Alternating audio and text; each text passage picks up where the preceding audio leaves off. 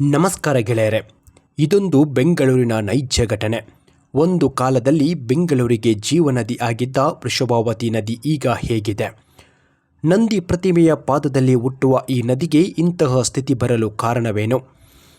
ಅದನ್ನು ಕೆಂಗೇರಿ ಮೋರಿಯಾಗಿ ಪರಿವರ್ತನೆ ಮಾಡಿದ ಮಹಾನುಭಾವರು ಯಾರು? ಈಗ ಅದರ ಇರುವಿಕೆಯೂ ಇದೆಯಾ? ಮತ್ತೆ ವೃಷಭಾವತಿ ತನ್ನ ಗತಕಾಲಕ್ಕೆ ಮರುಗಲು ಸಾಧ್ಯವೇ ಎನ್ನುವುದರ ಕಂಪ್ಲೀಟ್ ಸ್ಟೋರಿ ನಿಮಗಾಗಿ.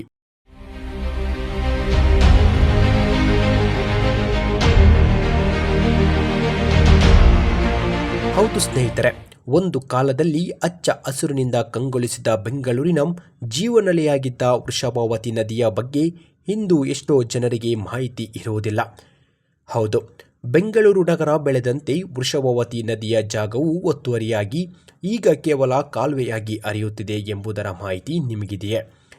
ಅಷ್ಟೇ ಅಲ್ಲದೆ ಇದೀಗ ಕೊಳಚೆ ನೀರಿನಿಂದ ಕೂಡಿದ ಈ ಕೆಂಗೇರಿ ಮೋರಿ ಆವಾಗ ವೃಷಭಾವತಿ ನದಿಯಾಗಿತ್ತು. ಬೆಂಗಳೂರಿನ ಪ್ರಮುಖ ಏರಿಯಾಗಳಲ್ಲಿ ಮಳೆಯಾಗದಾಗೆಲ್ಲ ಆ ನೀರು ಇದೇ ಕಾಲುವೆಗೆ ಬಂದು ಸೇರುತ್ತದೆ. ಇದರ ಇತಿಹಾಸವನ್ನು ನೋಡುತ್ತಾ ಹೋದರೆ ನಮಗೆ ಗಮನ ಸೆಳೆಯುವುದು ನಂದಿಯ ಪ್ರತಿಮೆ. ಬೆಂಗಳೂರಿನ ಜನರ ಜೀವನಾಡಿಯಾಗಿದ್ದ ವೃಷಭಾವತಿ ನದಿಯ ಹೆಸರು ವೃಷಭ ಎಂಬ ಸಂಸ್ಕೃತ ಪದದಿಂದ ಬಂದಿದ್ದು. ವೃಷಭ ಎಂದರೆ ಅದು ಬುಲ್, ಆದರೆ ಗೂಳಿ ಎಂಬ ಅರ್ಥವನ್ನು ಕೊಡುತ್ತದೆ. ಈ ನದಿಯು ಬಸವನಗುಡಿಯ ದೊಡ್ಡ ಬಸವನ ದೇವಸ್ಥಾನದಲ್ಲಿರುವ ಏಕಶಿಲೆಯ ನಂದಿ ಪ್ರತಿಮೆಯ ಪಾದದಲ್ಲಿ ಹುಟ್ಟುತ್ತದೆ ಎಂದು ನಂಬಲಾಗಿದೆ. ಹೀಗಾಗಿ ಇದಕ್ಕೆ ವೃಷಭಾವತಿ ಎಂಬ ಹೆಸರು ಬಂದಿದೆ. ವೃಷಭಾವತಿ ನದಿಯ ಮೂಲವು ದೊಡ್ಡ ಬಸವನ ದೇವಾಲಯ ಮತ್ತು ಮಲ್ಲೇಶ್ವರದ ಕಾಡು ಮಲ್ಲೇಶ್ವರ ದೇವಾಲಯದ ಬಳಿ ಇದೆ ಎಂದು ಹೇಳಲಾಗುತ್ತದೆ. ವೃಷಭಾವತಿ ನದಿಯ ಒಂದು ಕಾಲುವೆ ಬಸವನಗುಡಿ, ಗಿರಿನಗರ, ಹೊಸಕೆರೆಹಳ್ಳಿ, ನಾಯಂಡಹಳ್ಳಿ, ರಾಜೇಶ್ವರಿ ನಗರ ಮತ್ತು ಕೆಂಗೇರಿ ಅಂತಹ ಪ್ರಮುಖ ಪ್ರದೇಶಗಳಲ್ಲಿ ಹರಿಯುತ್ತದೆ. ಮತ್ತೊಂದು ಕಾಲುವೆ ಮಂತ್ರಿ ಮಹಲ್, ಮಲ್ಲೇಶ್ವರಂ, ಮಾಗಡಿ ರಸ್ತೆ ಮತ್ತು ಮೈಸೂರು ರಸ್ತೆ ಮೆಟ್ರೋ ನಿಲ್ದಾಣಗಳ ಬಳಿ ಹರಿಯುತ್ತದೆ. ವೃಷಭಾವತಿ ನದಿಯು ಬೆಂಗಳೂರಿನ ಹಲವೆಡೆ ಹರಿದು ಕೊನೆಗೆ ಬಿಡದಿ ಬಳಿಯ ವೃಷಭಾವತಿ ಜಲಾಶಯದಲ್ಲಿ ಕೊನೆಗೊಳ್ಳುತ್ತದೆ ಎನ್ನುವುದು ಪ್ರತೀತಿ. ಇದು ಉಪನದಿಯಾಗಿ ಕನಕಾಪುರದ ಬಳಿ ಅರ್ಕಾವತಿ ನದಿಯನ್ನು ಸೇರುತ್ತದೆ ಎನ್ನುವುದು ಉಲ್ಲೇಖ. ಈ ನದಿಯು 383 ಕಿಲೋಮೀಟರ್ ಅಂದರೆ 148 ಚದರ ಮೈಲು ಜಲಾಶಯನ ಪ್ರದೇಶವನ್ನು ಹೊಂದಿದೆ ಮತ್ತು ಬೆಂಗಳೂರಿನ 192 ವಾರ್ಡ್ಗಳ ಪೈಕಿ 96 ವಾರ್ಡ್ಗಳ ಮೂಲಕ ಹಾದು ಹೋಗುತ್ತದೆ ಎನ್ನಲಾಗುತ್ತದೆ. ಇನ್ನು ಕೈಗಾರಿಕೆ, ಕೃಷಿ ತ್ಯಾಜ್ಯ ಮತ್ತು ಇತರ ಮಾಲಿನ್ಯಕರ ಅಂಶಗಳಿಂದ ಈ ನದಿಯು ಹೆಚ್ಚು ಕಲುಷಿತಗೊಂಡಿದೆ. ಸಂಸ್ಕರಣೆ ಮಾಡದ ಅಥವಾ ಕಳಪೆಯಾಗಿ ಸಂಸ್ಕರಿಸಿದ ಕೊಳಚೆ ನೀರನ್ನು ನದಿಗೆ ಬಿಡುವುದರಿಂದ ವೃಷಭಾವತಿ ನದಿಯು ಕಲುಷಿತವಾಗಿದೆ ಮತ್ತು ವಾಸನೆ ನೊರೆಯಿಂದ ಕೂಡಿದೆ ಎನ್ನಲಾಗಿದೆ. ವೃಷಭಾವತಿ ನದಿಯ ಉದ್ದಗಲಕ್ಕೂ ಹಲವಾರು ದೇವಾಲಯಗಳಿವೆ.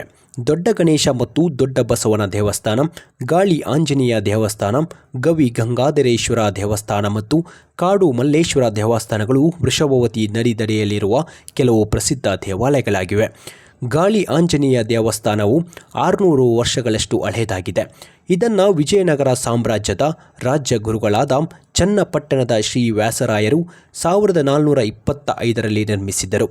ವೃಷಭಾವತಿ ಮತ್ತು ಪಶ್ಚಿಮ ವಾಹಿನಿ ಎಂಬ 2 ನದಿಗಳ ಸಂಗಮದಲ್ಲಿ ಈ ದೇವಾಲಯಗಳನ್ನು ನಿರ್ಮಿಸಲಾಗಿದೆ ಎನ್ನಲಾಗಿದೆ. ಒಟ್ಟಿನಲ್ಲಿ ಒಂದು ಕಾಲದಲ್ಲಿ ಬೆಂಗಳೂರು ನಗರ ಪಾಲಿನ ಜೀವನಾಡಿ, ಹೆಮ್ಮೆಯಾಗಿದ್ದ ವೃಷಭಾವತಿ ನದಿ ಇದು ಕೊಳಚೆ ನೀರು ಹರಿಯುವ ಕಾಲುವೆಯಾಗಿ ಬದಲಾಗಿರುವುದು ಮಾತ್ರ ದುರ್ದೈವದ ಸಂಗತಿ. ಇದಕ್ಕೆ ಕಾರಣ ನಮ್ಮ ಕೊಳಕು ರಾಜಕೀಯ. ಅದೆಂತಹ ಪರಿಸರ ಸ್ನೇಹಿಗಳು ಇದನ್ನು ಮತ್ತೆ ನದಿಯಾಗಿ ಪರಿವರ್ತಿಸಲು ಶ್ರಮ ಪಟ್ಟಿದ್ದಾರೆ ಮತ್ತು ಪಡುತ್ತಿದ್ದಾರೆ. ಆದರೆ ಇದಕ್ಕೆ ಯಶಸ್ಸು ಸಿಕ್ಕಿಲ್ಲ ಎನ್ನುವುದೇ ನಮ್ಮೆಲ್ಲರ ಹಲಲು. ಕೊಳಕು ರಾಜಕಾರಣಗಳ ತುಂಬಿರುವ ಈ ರಾಜ್ಯದಲ್ಲಿ ಪ್ರಕೃತಿ ದತ್ತವಾಗಿರುವುದನ್ನು ಅವರ ಲಾಭಕ್ಕಾಗಿ ಬಳಸುತ್ತಾರೆಯೇ ಹೊರತು ಅದಕ್ಕೆ ಮರುಜೀವವನ್ನು ಕೊಡುವಲ್ಲಿ ಯಾರೂ ಗಮನ ಹರಿಸುತ್ತಿಲ್ಲ. ಯಾವುದೋ ಜಿಲ್ಲೆಯಿಂದ ಅದೆಷ್ಟೋ ಕೋಟಿ ಸುರಿದು ನೀರನ್ನು ಮತ್ತು ನದಿಯನ್ನು ತಿರುಗಿಸುತ್ತಾರೆ. ಇದೇ ಅಲ್ಲವೇ ನಮ್ಮ ಕೆಟ್ಟ ರಾಜಕೀಯ? ಬ್ರಿಟಿಷರು ಬಿಟ್ಟು ಹೋಗುವಾಗಲೇ ಈ ಬೆಂಗಳೂರು ನೆಮ್ಮದಿಯಾಗಿತ್ತು. ನಿಜವಾಗಲೂ ಹೇಳುವುದಾದರೆ ಇದು ಕೃಷಿ ಆಧಾರಿತ ಭೂಮಿ. ಬೆಂಗಳೂರಿನ ಮಣ್ಣಿನಲ್ಲಿ ಅತಿಯಾದ ಫಲವತ್ತತೆ ಇದೆ. ಆದರೆ ಇದೆಲ್ಲ ನಮ್ಮ ಸರಕಾರಕ್ಕೆ ಹೇಗೆ ತಿಳಿಯಬೇಕು?